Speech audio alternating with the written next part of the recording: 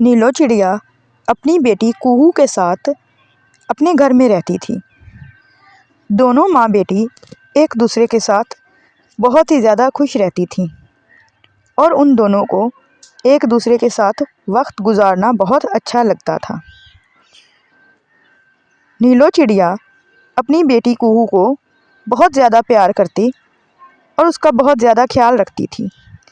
इसीलिए उसने उसके लिए इतना प्यारा घर बनाया था ताकि उसकी बेटी वहाँ पे आराम से रह सके और उसको कोई भी मुश्किल पेश ना हो। कुहू बेटा, आप यहाँ पे खुश तो हो ना? ये घर मैंने आपके लिए ही बनाया है। आप यहाँ पे आराम से रह रही हो ना? कोई मुश्किल तो नहीं है ना आपको? नहीं मम्मा, आपको देखते हुए मुझे क्या मुश्किल हो सकती है? मैं यहाँ पर बहुत खुश हूँ।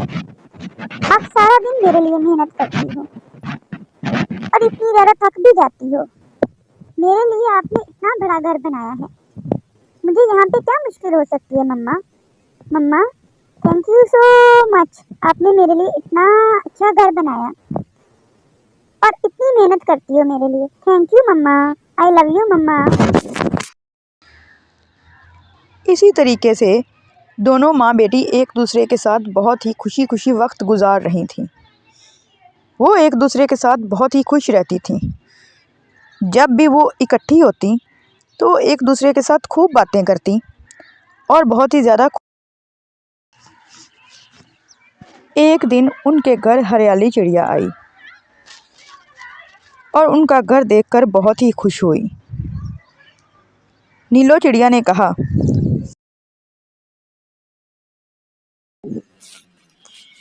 आओ हरियाली चिड़िया, हमारे घर में तुम्हें खुशामदीद। कैसे आना हुआ? आज से पहले तो तुम कभी नहीं आई। कोई जरूरी काम था तो मुझे बता देती।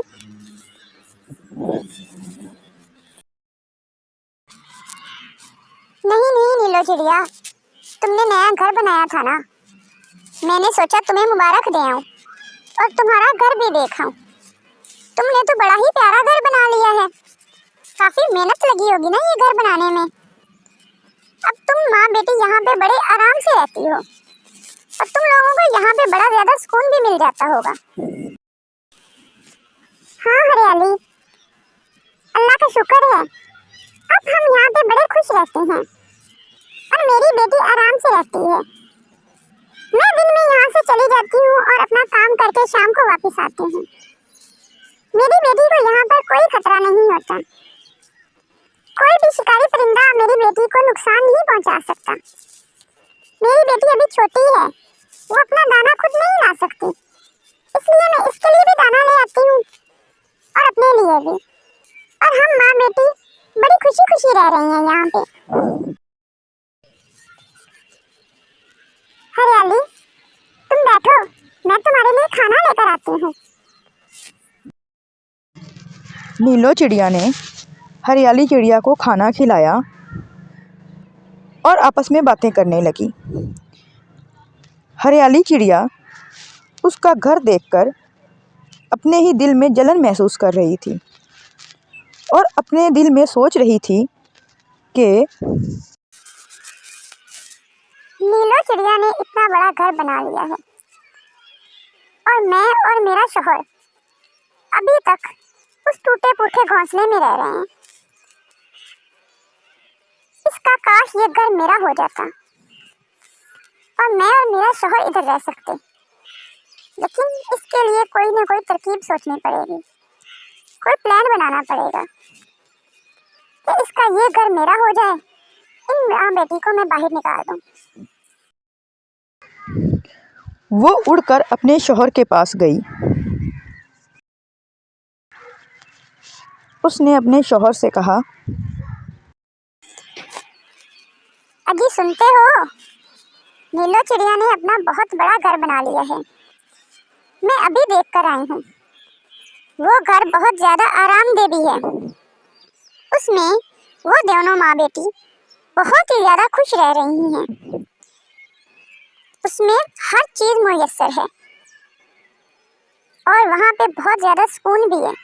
बाहर का शोर शराबा भी नहीं है। और तुमने मुझे इसी टूटे फूटे घर में रखा हुआ है। इतने साल हो गए, तुमसे तो नया घर बनाया नहीं गया।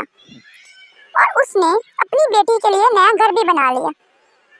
एक चिड़िया होकर उसने इतना बड़ा घर बना लिया, और एक चिड़ा होकर तुमसे घर नहीं बनाया गया। मैं तुमसे बात नहीं।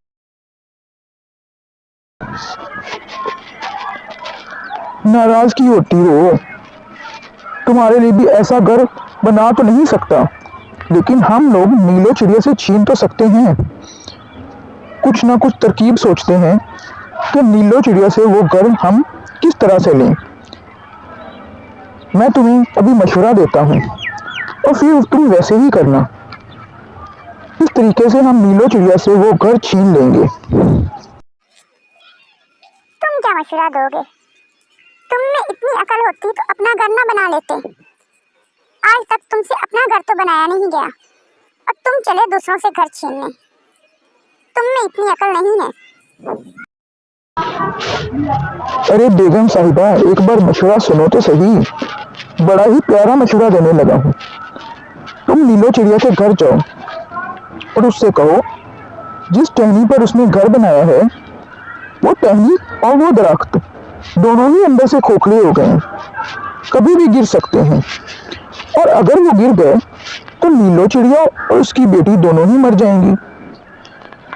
उसको डराओ, धमकाओ, ताकि वो खुद ही वो घर छोड़कर भाग जाए। और जैसे ही वो ये घर छोड़ के भागेंगी, हम उस घर पे कब्जा कर लेंगे। फिर वो घर पक्का पक्का हमारा हो जाएगा। क्यों परेशान हो रही है बेगम साहिबा? जाओ और जैसे मैंने कहा है वैसे ही करो। उनसे यही जाके कहो, फिर देखते हैं वो माँ बेटी उस घर में कैसे रहती हैं। अजी, तुम तो कभी कभी बड़े अच्छे मशवरे देते हो। ये मशवरा मुझे बहुत ही ज़्यादा अच्छा लगा। मैं अभी जाती हूँ और उन दोनों को ऐसे ही कहूँगी, और फिर वो ये घर छोड़ के भाग जाएंगी और हम दोनों उस घर पे कब्जा कर लेंगे। चलो, अब मैं चलती हूँ। हरियाली चिड़िया फिर से नीलो चिड़िया के घर गई और उसने जाते ही नीलो चिड़िया से कहा, नीलो नीलो